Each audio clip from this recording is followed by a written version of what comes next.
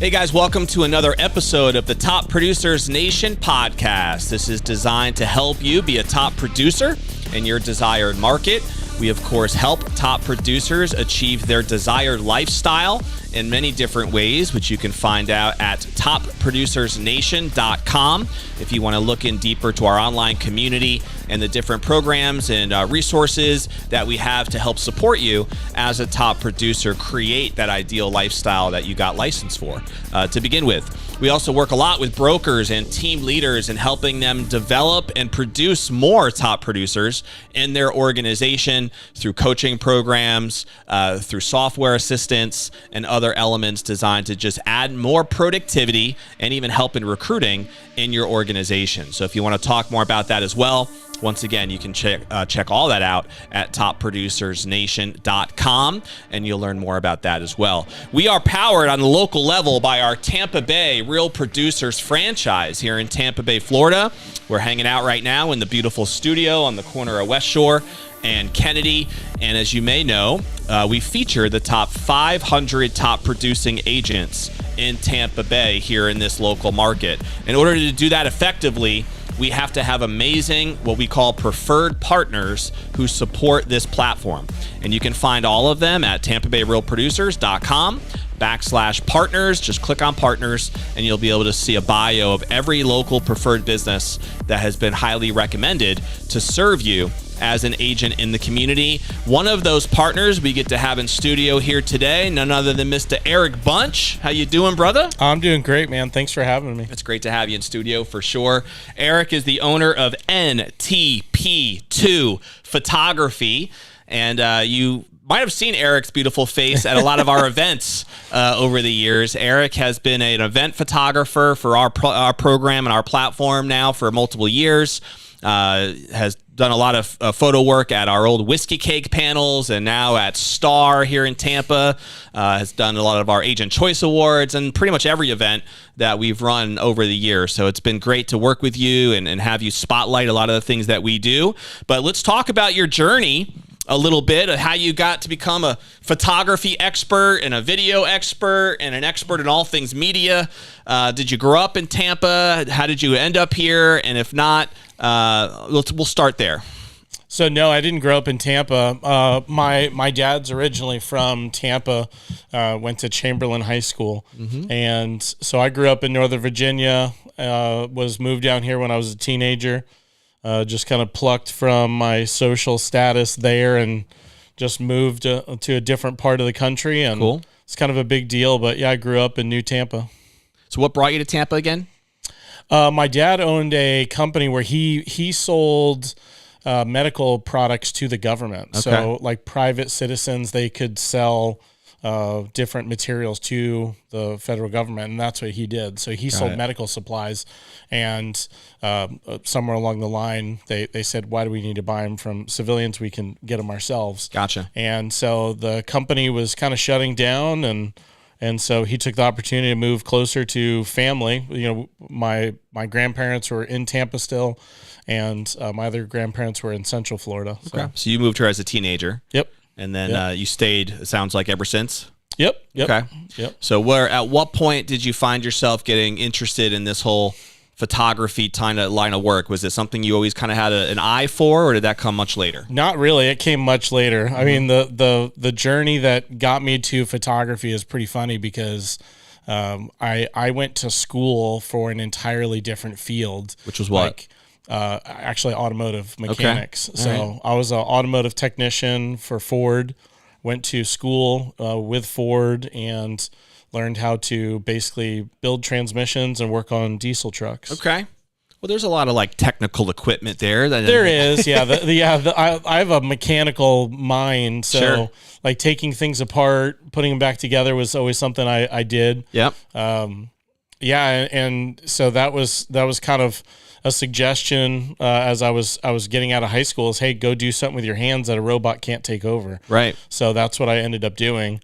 Did you work for a mechanic? Were you a mechanic after school? Okay. Yeah. That's what I did right after. I was 7 years roughly. Okay. Yep. Did that. So where did the itch to this start? This whole photography thing. Actually, my wife kind of got me into it. My wife is huge into photography, not as much anymore, but she has more of an artistic eye. Mm-hmm. She really enjoys taking abstract angles, but she doesn't necessarily know how to make the camera do what she wants. So she's like, here, set it, make it do what I want. And you're a tech guy, get it working, exactly. mechanical brain. That's what I typically do. And so she kind of got me into it, and my family owned the last remaining photography store in Tampa. And so I started working there to kind of supplement my income as a mechanic, and started doing that, started learning more about it. And I went into it with that like mechanical mindset. So I learned how to operate the camera really well, but I didn't have as much of a creative aspect to it. Okay. And so that's evolved over the years, just having an eye for the creative. It absolutely has. Yeah. And so when you started going, so I didn't realize that. So your family owned a photography store? We did. It was called North Tampa Photography. Okay. So it was on Bush Boulevard. It was started in 1972. And it's funny how that whole line of like open stores have shut down basically, right? Mm-hmm. Is that just because people now feel like they are either because of these things and they feel like they have their own photography opportunity, or what caused the downfall in a lot of those stores in your opinion? I mean, look at independent retail stores. Mm-hmm. Now we can order whatever we want and have it delivered to us for $4 within a 3-hour period. So, right. I'm not saying anything bad about online retail, but that just has made the in-person retail a little bit more challenging. For sure. Of an environment. All you got to do is go to a mall and be able to experience that. Yeah, so when we were in the height of our business, because back in the 90s, our store was pretty much the top Kodak dealer for the entire southeastern region of the U.S. And so we sold just hundreds, if not thousands and thousands of units of film. Wow. And we were shipping them all over the country. And so we were there for the shift Kodak from days. film to digital, right? Like, and that was a big deal to the photography industry. Yeah. When online retail started becoming a thing, we were getting a lot of people just looking at cameras and then ordering them online, saving tax. Because at the time there could have been a warehouse like right outside of Florida, so you'd save on the sales tax. Right. So we started doing that. Getting that kind of was big competition for us. Yeah. So when did NTP2 start? My dad actually helped me start that. So he came to me one day and said, "Hey, we're going to start a new service called NTP2," and I started promoting it, and then he came to me and said, "Hey, you're going to be a full-time photographer, and you're going to go out there and work with people as a photographer." I was already working as a photographer in the community, but I had my career as the store manager. What year was that? Retail store. This was in 2015. Okay. When we started that service, and we assembled a team. We were kind of going out in all different areas of photography. And what's the genesis of the NTP2? What was the point of the name? So when we actually started, it was called NTP 2.0. So we referred to the store as NTP for short, for North Tampa Photography. And so when I went to go make a web domain and start getting traction as a business, we just dropped the .0 and it just became NTP2. So it's cool though. You got the legacy then. I don't think I recognize that. I've thought about changing it. A lot of people ask me, they're like, why don't you change it something around your name? Like, it doesn't really make a lot of sense, but it's kind of a continuation of what my grandfather started, because my grandfather started the store. He was a big photography influencer, in the 70s in Tampa. Yep. So it's just kind of continuing that that message and what he started. I think it's cool when people know the story. I think there's a lot of people don't realize the story, so I don't share it too much because it kind of takes you all over the place there. Do you have the story on your website? The full story, no. Okay. I don't. I would recommend you put it there. Yeah. I think it'd be neat. Even just a short video on you telling the story of North Tampa photography. Well, good thing I've got a video of me telling the story right now. It happen. Yes. I think that would be kind of cool. So that's just a little suggestion. That's all. Yeah. So you were leaning into photography. Now, did you find over time that you developed a certain niche of the type of photography that you really enjoyed or wanted to do more? Whether that was portrait, weddings, business events, functions, or did you do everything? What was the focus eventually? So I enjoy being tested, to challenged, I should say, not tested. But so I learned all different aspects of photography. So if I've never done it before, then that was something I wanted to really lean into and master that skill. And so that's something I started. There was a gentleman that started mentoring me, and I still look to him as a mentor today. I think he's really part of my success story. A gentleman named George Salmon. He was a photographer. He taught at USF, like continuing education, and so he really took me in and taught me studio portraits, lighting, and at the time he mainly just did fashion photography. Mm-hmm. So he worked with professional models, and so I learned that side of it. And I thought, hey, I really enjoy this part, but how can I utilize that in this area and kind of, blaze my own trail, if you will. So I took all that experience as a studio photographer and lighting and understanding how to control light. And I said, all right, how do I take that out into the community and do that with portraits of people in their business? Mm-hmm. And so I shifted from working with professional models to working with people that most of the time don't even like to be in front of the camera. But obviously today it's so valuable to switch up and have continuous changing photography of you in your business, not just behind the scenes, not just one headshot, having the ongoing content. Yeah, no, that makes a lot of sense. So your focus on business, was that pretty early in the process? It was, yeah. Okay, so I know the business technically started in 2015, so you were already starting to serve like the business community pretty soon after that. Did real estate just naturally fall into that pretty early, or did that something that evolved later as well? It did. It fell into it really early. I was going through a transaction. My wife and I were buying a house, and where our office was, where our photography store and my studio was, right next to it was the real estate office that we were going through. And so I just marched over there one day and just said, hey, I can take pictures of your listings. Mm-hmm. And this is back in 2009. So this was not common of a practice. I see. You still had the old store open at that point. Oh, yeah. Right. It was still open. So this was way back.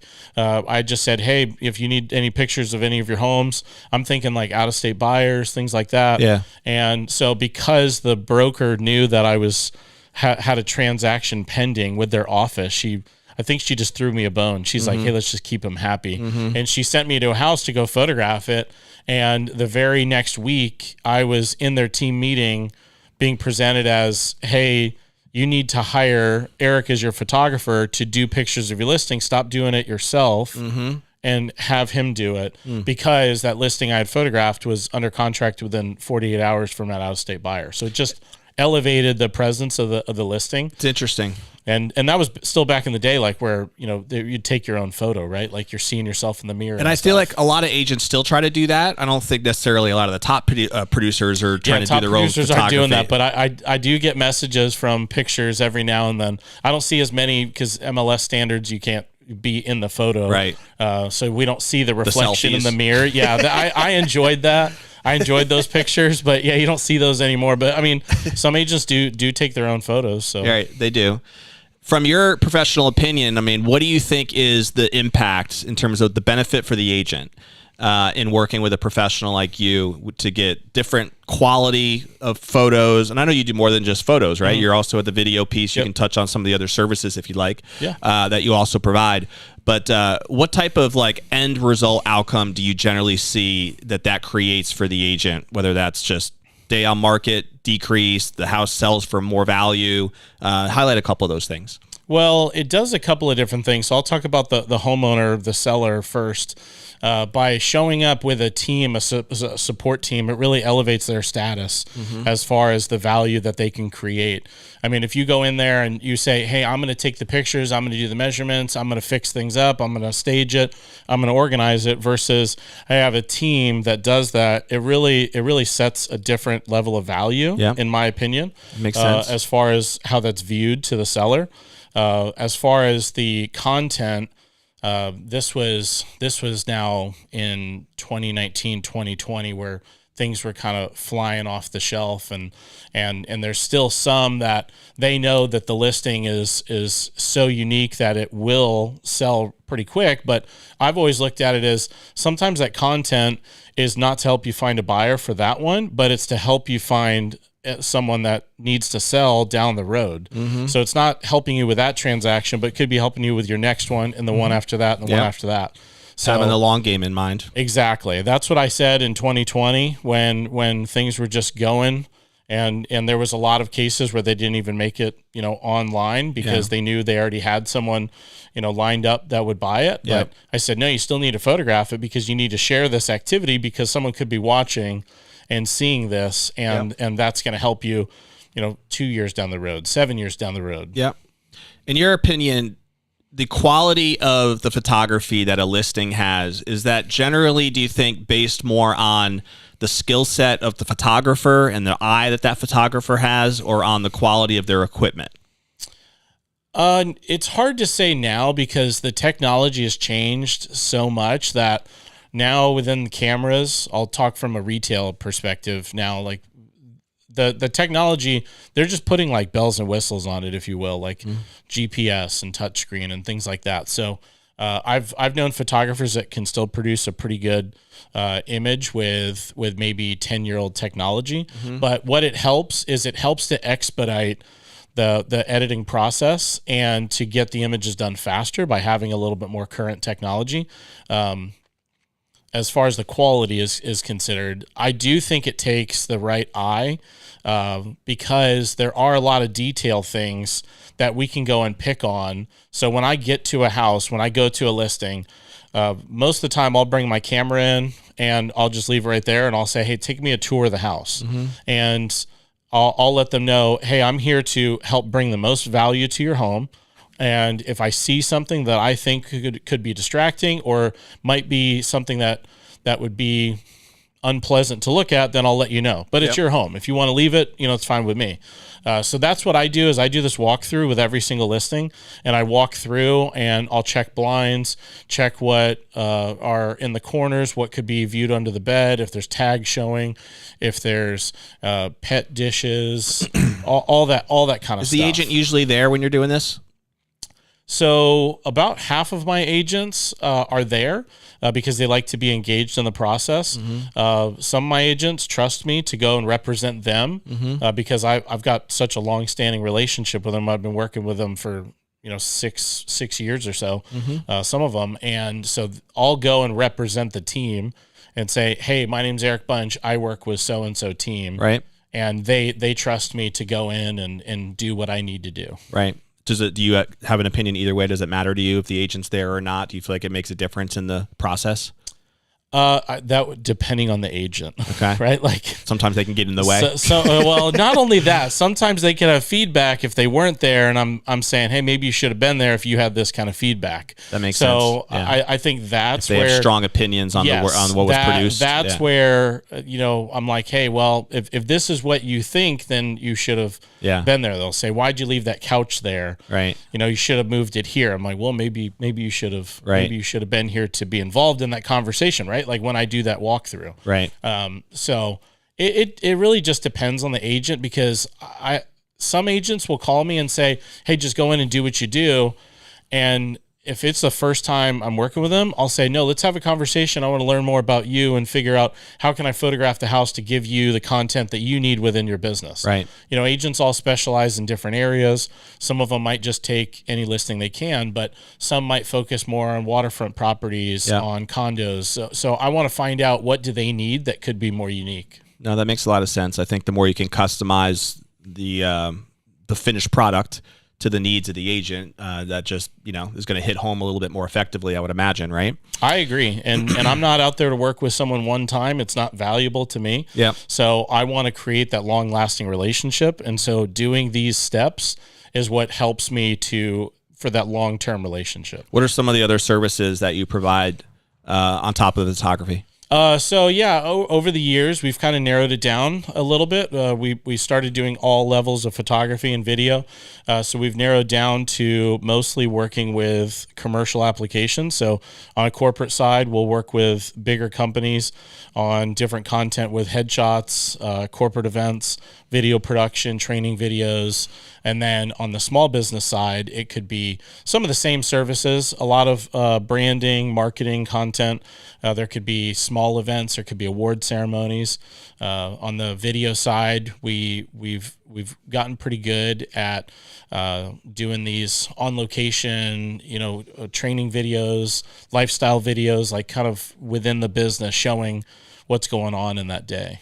When you're working specifically with an agent or even like a brokerage that brings you in to spotlight the brokerage or agents within that brokerage, is it usually for photography services, or are you finding that you're providing more video-based services for agents specifically, or even just to showcase a listing? Is it more video that agents are looking for nowadays? What's your experience looking like there? Most of my business is photography, but when I get brought into the video projects, the video projects are normally more involved and a more consistent basis. So like some people ask me, oh, your business sales, like what percentage is video versus photo? I mean, it's really split down the middle just because the video projects are more involved, and we could be doing a package of, 10 videos or 20 videos, right, or we could be doing it monthly. So, right. So you probably do more photography by quantity. Yes. But obviously that's going to be a lower price point than something of a video project. That's going to exactly right.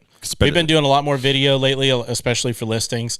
I mean, really, there's got to be some kind of creative way to get this out. And right now, I'm focused on trying to showcase the culture and the environment of a home instead of the mindset of just like, let me rapid fire through this. And it's the best way I can describe it is like when Airbnb started. There was a lot of pictures showing the environment and the vibe that home has. Yep. So I'm doing the same thing within the listing side to try to create that. When people are looking at it, they say, hey, I think I can go and sit here, have coffee, relax in the morning. Hey, this would be great to work out. Yep. And so they can picture themselves not just in the space, but like truly in it. Do you have, I know we've talked about this a little bit off camera, but I'm curious for people who might not know the answer to this. Do you find that agents work with you on wanting to create like a brand video series that just is designed to position them a certain way, right? Rather than spotlight a particular listing? It's just more about their reputation, their brand, or the brokerage's reputation, brokerage's brand, so that they can create online content around that. Does that make sense? Yeah, that makes perfect sense. I would say most of my clients are the working behind the scenes that, and very few of them could be like, really questioning the level of social media and how involved it really is. So sometimes I say, hey, you should share this. And they're like, oh, that's a good idea.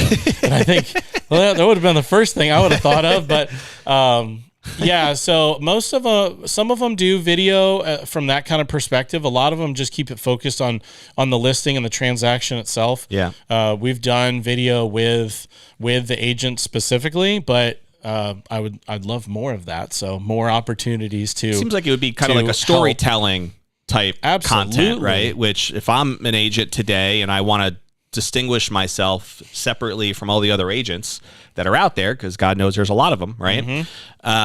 That's definitely an angle that I would encourage, that I would lean into, is creating some content that is going to tell a story behind it, that is going 100%. to tell my story and how I'm unique and different, and who my audience is and how I serve them and why I love serving them, and all of that stuff and content. You can just build off of so much. There's so much you can do with that when you have it professionally done well. Yeah. That I think that feeds itself into a whole machine of content that can end up benefiting you for many, many months and years. I agree. Right? Rather I think than we're just at both extremes. Just an individual listing, right? Yeah, and I think we're at both extremes. Like we've got the individuals that really understand the value of that, and the ones that are kind of dabbling in it right now. Right. So there is the transition they'll need to make to really see value there, especially if they want to stay relevant. Without a doubt. Yeah, no, I think so too. I mean, if I'm a top producing agent, really any agent, even if I'm not a top producer yet, but I want to be, that's an angle that I think could really help me get there. Absolutely. So maybe we can get more agents to be on board with that strategy. I would love We have that. some amazing professionals to help you get there, like Eric, of Absolutely. course, and Rob over there can also help in many ways with That's this. right. We have some of the best in the business to help you turn that into a reality if you like that vision. I'm curious this question, Eric.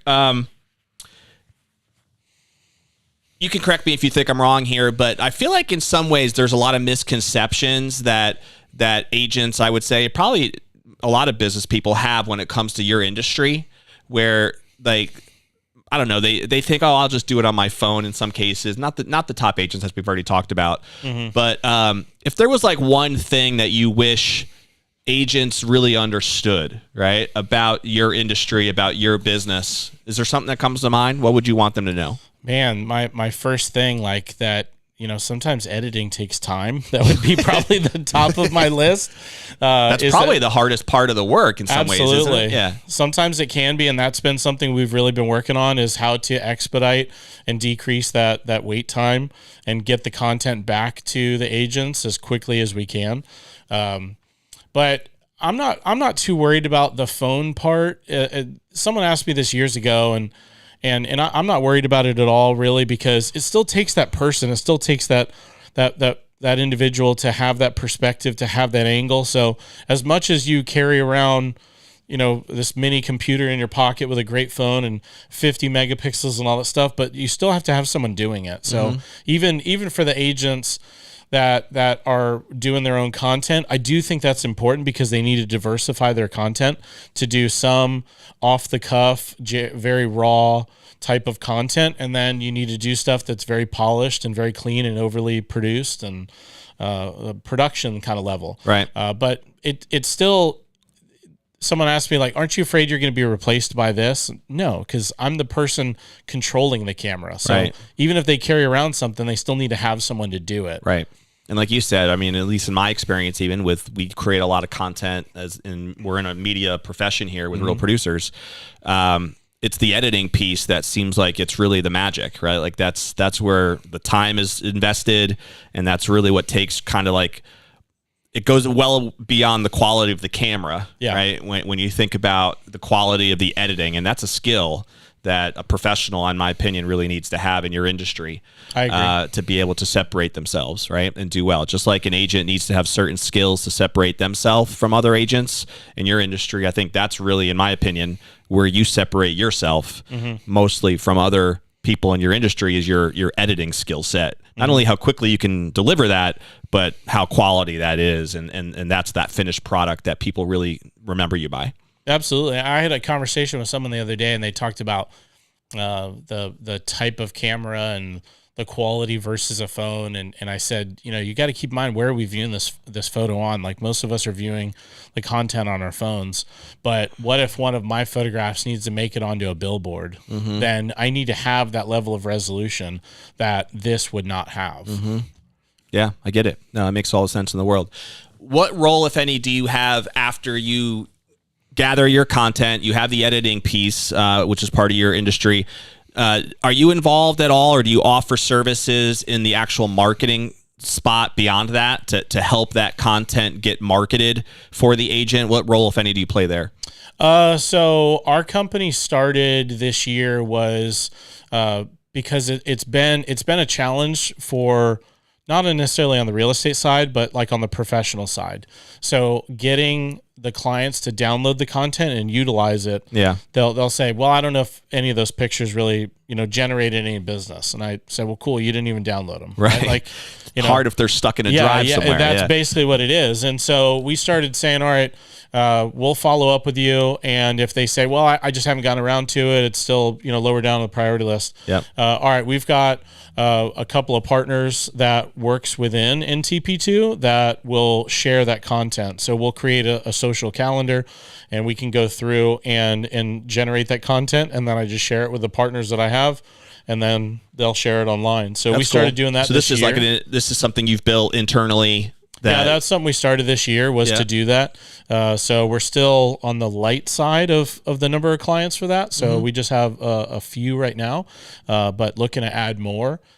Just because that's been our biggest challenge is how to take that content and them to utilize it. Yeah. It's no different than real estate. They take the pictures, they post it to MLS, and then it never gets shared anywhere else. Right. It's not valuable. Right. That's not valuable to them. It's not valuable to me, right? Like they're not seeing the value that, hey, that picture of this unique area of the home generated me 2 more deals, right? Yep. Like, so and that's funny been how my even challenge. just one picture like that could do that. It really could. If it's marketed the right way and it's actually Absolutely. put out there properly. So I think people underestimate the power of that. So, and I agree with you. Think about it from that standpoint.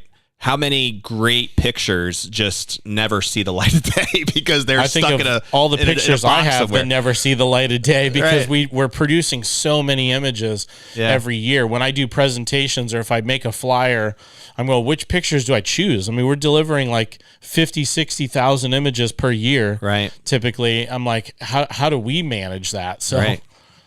Yeah, I love the idea, and I think, again, I'm not in your industry, obviously, and I'm grateful that I'm not in many ways because I got enough to do on my own, but I love working with people who have skills like you guys do in this space because I do love marketing. I love the mindset of trying to get creative content in the right people's hands in certain ways, and so as a professional in media like you guys are, the ability to hopefully have that next step, I think, is a way that you can really differentiate yourself too from a lot of other people in your world. And I know based on what you just said, it seems like you're already leaning into that a little bit more. I think that's really smart to provide that service because all you're really trying to do is provide that convenience, right? It's not that the agent doesn't want to do it. Yeah. It's just that priority of time, priority of everything else, juggling 800 things that's going on. If you can figure out a way to provide it for them and charge more for it, I think a lot of people would accept that and pay you for the convenience. I agree. I think it's a great value for them because they're taking the content that, like you said, wouldn't see the light of day. Yeah. And we're repurposing it to generate maybe new listing appointments, or it could be, for anything. I mean, really any professional. Totally. Trades right now are a big one that most of the trades are starting to do more pictures. Yeah, I mean, to me, it could work for any business, right? We're living really in a world that is digitally revolving around digital in one way, shape, or form, and so I don't care what business model you're in. Yep, partnering with a professional that's going to create great content is key. Let's go through a couple quick little rapid fire personal things for people to get to know you a little bit more on the personal level. I know you're a family man. We've talked a little bit about it off camera. So, and I know your faith has also been a big integral part of your life, which is something we're aligned on too. Married. How many kids again do you have, Eric? 4. 4 kids. You're catching up to me. You're a crazy man. I have just 4 like I am. 4 boys, and they're all how old? 15, 14, 12, and 4. Wow, you do have a house full there. And are they into sports? What keeps you guys busy when you're not just jamming at work? My oldest just got into sports, so he's actually in the bowling team. So that's been I know nothing about bowling as far as the sport of it. I was a duck pin bowler as a kid. Well, you might have to talk to my son about it because we had a conversation with one of the pros there, and after about 5 minutes, I said, "Are you understanding this? Because I have no idea what this gentleman is saying. How you throw the ball down there." Is he doing like the big real bowling or like duck pin stuff or candle pin? They have candle pin ones too. No, he's doing the real one. Yeah, the real one. All right. Yeah. When I was a kid, I don't think my hands were big enough to do that effectively. So I was like literally from like 8 to maybe 12, I was doing duck pin bowling. Oh no, yeah, he's got the full on thing. Like I saw one of the kids, they scored like, I think it was 279. I didn't even know you could score that high. That's really good. Wow. So yeah, we just bought him his first ball got yesterday. Some skills, so yeah, he's really getting a perfect into game, by the way. So 279. Yeah, I realized that after right on the moment. I just had never seen anyone bowl that high, and so I realized, wow, there's a whole lot I do not know. Yeah. It's it's an interesting sport for sure, but if there's people who go to our church that this one good friend of mine and his son are really good at bowlers. I think he's had like 8 or 9 perfect games. Oh wow! In his career, and maybe you'll have to connect me with him. Yeah, maybe so. He's a lefty, a little southpaw. He's got the curve going, all that stuff. Well, my son's throwing with his right hand, but he makes it curve right.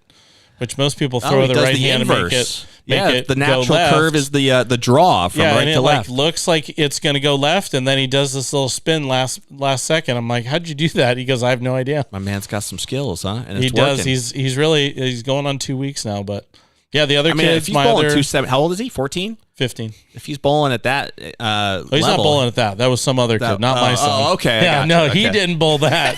We're not talking about his score. Some other kid.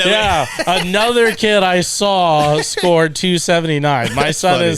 he's getting up there. He's over 100 now. So There we go. So yeah, he's making progress. Yeah, he's getting there. I was about to say, my man's doing 279. He's already rolling professional level scoring at No, this point. he's not. Nope. So, what is a favorite like book or author seminar that you've ever attended that you feel like has made an impact on you personally or professionally, Eric? You know, there's a book that I'm not a huge reader. I really try. I've got all kinds of books. I've got them all in my Audible account. I try to listen to as many as I can. I have to go with short books, but one that I just read last year, it was Who, Not How by Dr. Benjamin Hardy. Yeah, it's a great one. And that entire mindset, and especially you talked about how faith is definitely important. Years ago, I just said, hey, this is who I am. I'm going to put my faith forward and utilize my work as an opportunity to spread that awareness, right? And so that book, the whole mentality of it is, instead of creating this, like, the best I can put it is, and you've already read it, but for anyone that could be listening that doesn't know, you could create a checklist of, a to-do list of 100 things that you need to do. And so the whole mentality is, instead of thinking at how do I get all these done, but who can I connect with, empower, influence to be that person to do that and to build beyond that. Yep. And that the whole premise of that book was fantastic. I love that book as well. I couldn't agree more. It helped me in my business in many ways and continues to this day. It's really just a mindset shift. It's really as simple as the question that I think most people use as their go-to. Whenever the topic is, they have goals, they write out their goals, and the first question people think about is, how do I do this, right? How do I get there? Yep. How do I hit that goal this month or that goal next year? Or how do I do this or how do I do that?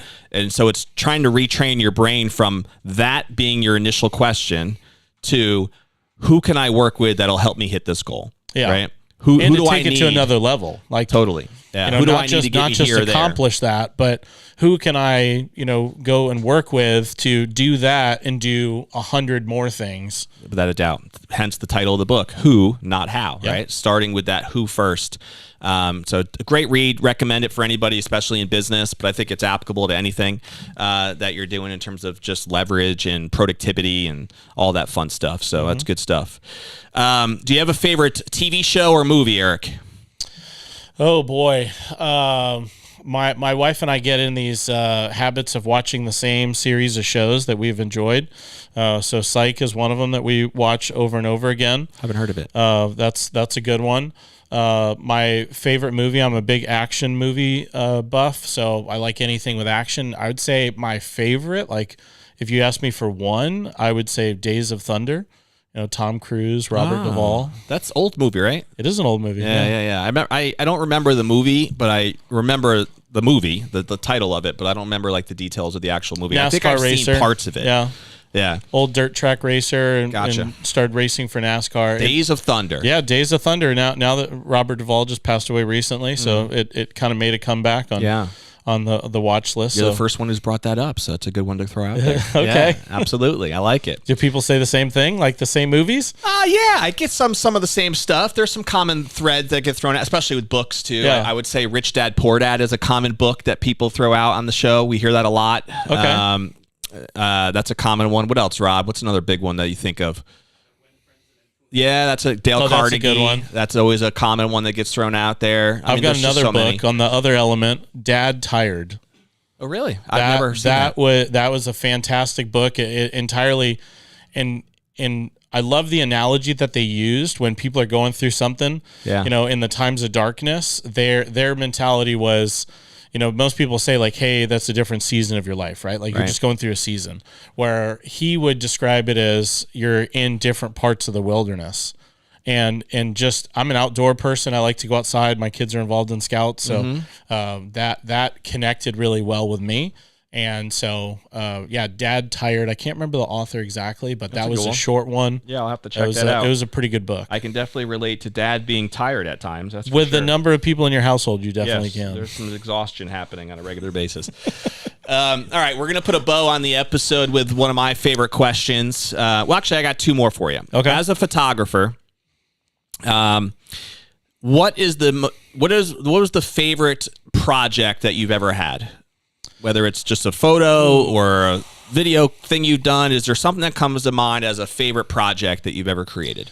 Some of the ones that I really enjoy, because the reason I got into this business, which we didn't even get into, was my brother had gotten sick and passed away, and so he was at a young age. So I know that's a lot to just dump on you just right there, but we'll have to have you back. Yeah. Anyway, so my analogy with photography is that the photos will outlast all of us. It'll outlive all of us, right? And so I try to come at it where I'm creating this photograph, this media, to last a lifetime and to create a legacy. Yeah. And so I've worked with several authors on portraits for their book cover, and I really like those. Those are really fun because that's something that is not just being spread online for, a couple of weeks at a time. This is being printed and passed, and just knowing that work is going out there, and that book could outlast that person. And I worked with several, from people with breast cancer to, there's one woman I worked with that it was called The Final Quarter. And so it was all about the fact that, how she had made 75 years of this life and what she was planning on doing with the last 25. That's cool. And just knowing that I had a part in that is really cool. Yeah, that's very neat. I love that.